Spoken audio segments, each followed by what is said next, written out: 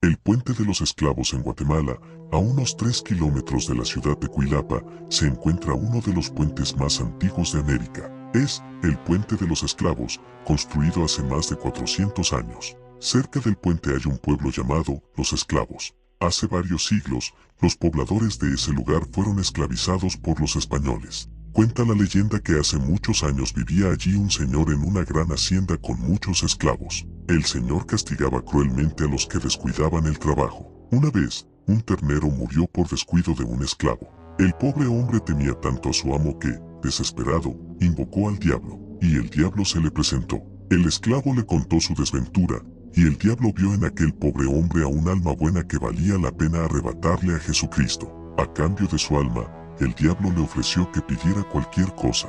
El esclavo pidió que hiciera un puente en la hacienda de su amo, pensando que tal vez así le perdonaría el castigo, pues allí hacía mucha falta un puente. El diablo estuvo de acuerdo, llamó a los otros diablos y juntos empezaron el trabajo. Al día siguiente, el esclavo fue al río y encontró el puente terminado. El diablo estaba contemplando su obra y el hombre se le acercó silenciosamente y le puso una cruz bendita frente a los ojos. El diablo lanzó un grito, arrancó de 2 patadas una piedra del puente y desapareció con sus ayudantes. El esclavo salvó así su alma. Cuentan las gentes que aquella piedra que le falta al puente desaparece cada vez que alguien la pone en su lugar.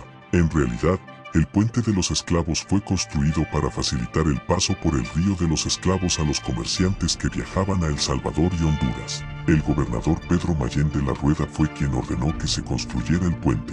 Los trabajos se iniciaron el 17 de febrero de 1592. Para pagar los gastos de construcción, se le puso un impuesto de 2 quetzales a cada botella de vino. Así que el consumo de vino fue realmente el que pagó la obra. Tal vez la gente de aquellos tiempos, al ver que el puente fue construido con la ayuda de un vicio, dijo que el mismo diablo lo había hecho.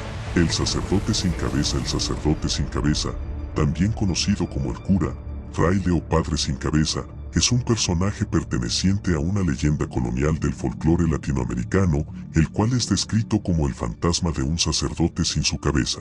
En Guatemala, en las catacumbas de las iglesias más antiguas como la Merced, Catedral, Santo Domingo y San Francisco, hay quienes aseguran haber visto más de alguna vez a un fraile que, al caminar, no pisa el suelo, al verlo fijamente, es transparente y no tiene cabeza. Pese a no tener cabeza, sabe a dónde dirigirse porque, cuando lo llama no quieren entrar en contacto con él, desaparece dejando a quien lo vio una sensación de malestar, náuseas, miedo, escalofríos y las piernas hinchadas, como si estuvieran enfermos de gota. En Santiago de Guatemala hay una leyenda de un cura sin cabeza que se aparecía entre las ruinas de una iglesia destruida por el terremoto de San Miguel en 1717, y cuya función sería la de guardar un tesoro oculto bajo el altar mayor del convento de Santa Clara. La leyenda dice que el fantasma repartía oro entre la gente pobre, y que solamente al recibir la dádiva, las personas se daban cuenta de que no tenía cabeza. Las víctimas más frecuentes eran los arrieros.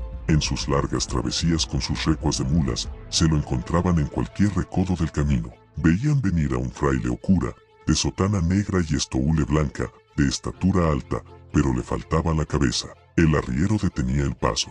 El espanto se iba acercando y, cuando estaba a unos 10 metros de distancia, desaparecía. El arriero sentía un frío helado tratando de paralizarle. Luego continuaba su marcha y, unos pasos más adelante, miraba hacia atrás y esto lo dejaba perplejo, pues el cura había pasado y continuaba caminando. Otros dicen que el cura llevaba la cabeza debajo del brazo, envuelta en unas hojas sanguinolentas y amarradas con bejucos recogidos en el bosque. En algunos pueblos llega hasta sus calles al amanecer, cuando no hay luna, las recorre y luego desaparece, pero la persona que se lo encontraba quedaba muda, se paralizaba por mucho tiempo. El carro de la muerte es una leyenda que trata de un carro que aparece durante la noche anunciando la muerte de alguna persona. También se dice que aparca enfrente de las casas y se lleva al fallecido. Después de un largo y duro día de trabajo en el campo, Mario se dirigía hacia su casa en la ciudad.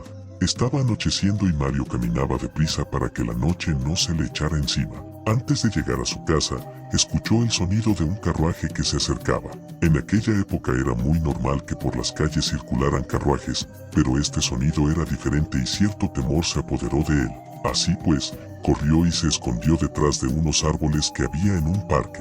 El sonido del carruaje podía escucharse cada vez más cerca, pero daba la impresión de que nunca llegaba, y la espera se hacía interminable. Por la mañana temprano, Mario se despertó de frío y se dio cuenta de que se había quedado dormido en el parque, detrás de un árbol. Fue entonces cuando recordó lo que había ocurrido la noche anterior, y le pareció absurdo temer a un carruaje y actuar tal y como lo había hecho. Se levantó y se dirigió a su casa.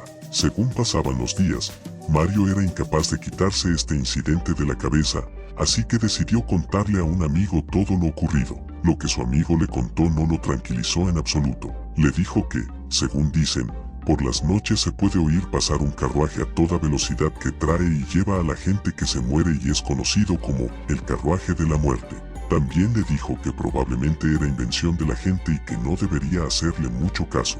Como su amigo vio a Mario bastante intranquilo, decidieron esperar el paso del carruaje y confirmar si los rumores eran ciertos y si de verdad existía ese carruaje. Mario no estaba muy convencido de hacer esto, pero como estaba acompañado por su amigo, decidió que podría ser buena idea. Así pues, se reunieron en el parque cuando el día estaba dejando paso a la noche. En un momento en que estaban hablando de cosas sin importancia, comenzaron a escuchar el sonido de un carruaje. Mario comentó que sin duda se trataba del mismo carruaje, y a su amigo le entró un escalofrío por el cuerpo que no podía explicar. Poco a poco pudieron ver más claro el carruaje. Se trataba de un carruaje negro, tirado por caballos negros y con un conductor vestido completamente de negro. Parecía como si el tiempo se hubiera ralentizado, y el carruaje tardaba en llegar hasta donde ellos se encontraban.